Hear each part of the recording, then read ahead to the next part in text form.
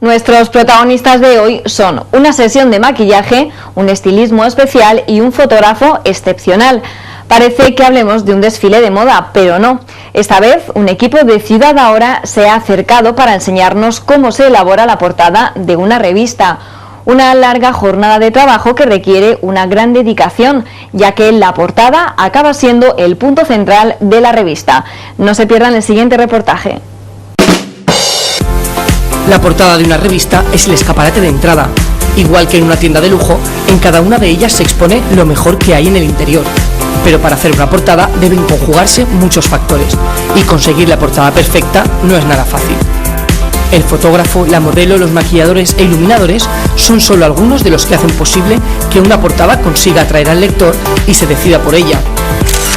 Para mostrarles el proceso de realización de una revista, nos hemos acercado hasta el estudio de uno de los mejores fotógrafos de moda y hemos podido ver cada detalle de cómo se prepara, coordina y elabora una portada de revista. Cada elemento que compone el equipo sabe lo que debe hacer en cada momento, y es que la coordinación es fundamental para llevar a cabo la portada diseñada. Bueno, primero tiene que estar todo muy estudiado para que el día que se hace las fotos esté todo preparado. Entonces se piensa mucho en el color de fondo, se estudia mucho el color que se va a sacar, se piensa muy bien en el vestuario, se estudia mucho tiempo antes para cuando se llegue a hacer las fotos y que quede perfecto. Pues nos reunimos el equipo de producción, que normalmente pues no sé, por ejemplo, esta portada es con Rafa Sánchez como diseñador de moda, con la modelo Sara de Antonio, y bueno, pues yo me reuní inicialmente con la directora de la revista del Hello Valencia, que es María Chulia, y bueno, pues pensamos que era una foto para octubre, de otoño, y entonces pues a partir de ahí pues empezamos a hacer pues eso, el brainstorming ese que se llama, y bueno, y decidimos hacer lo que vamos a hacer ahora.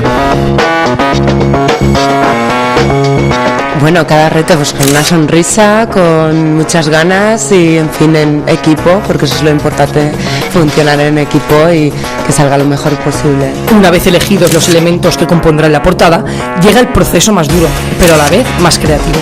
Se trata de encontrar la foto que representará durante el siguiente número la revista, y la elección de esta foto tiene un claro objetivo. Siempre la clave de una revista es que la portada llame la atención para que las personas la cojan. Ese es el fin máximo, llamar la atención, pero no de una manera histriónica ni demasiado transgresora, porque eso no es nuestro espíritu. Tiene que tener el perfil que nosotros buscamos, pero lo más importante es llamar la atención, y por eso se juega el color y la composición. Pero para que la foto sea precisa, no solo depende del fotógrafo, sino también del diseñador, del estilista y sobre todo del maquillaje, ya que si la portada es el escaparate de la revista, la modelo se convierte en el centro de atención de ese extravagante escaparate. Pues bueno, eso no depende mucho de mí, depende más a lo mejor de pues el que diseña la ropa, el fotógrafo, que es el que dicta un poco el maquillaje, y bueno, yo sigo un poco sus pautas. Además de reunir cada elemento, cada componente perfecto para la sesión de fotos, existe un factor humano necesario entre los elementos del equipo. Se trata de la complicidad. Por supuestísimo, tiene que haber ahí una especie de hilo umbilical entre la modelo y el fotógrafo, o modelos y fotógrafo, y tiene que haber mucha conexión y mucha complicidad. También hay veces que la modelo te dice un poquito, pues así estoy más favorecida o menos, y pues lógicamente le haces caso. Sí, yo creo que tienes que comprender muy bien primero lo que quiere el fotógrafo, la idea, para que tú la desarrolles lo mejor posible. Eso es importante en la sesión de fotos, tienes que saber muy bien lo que él quiere y sobre todo también la idea del diseñador. Con todo esto se consigue el trabajo esperado, pero aquí no termina todo, ya que la portada no se trata solo de la foto, sino que tiene un largo proceso de postproducción.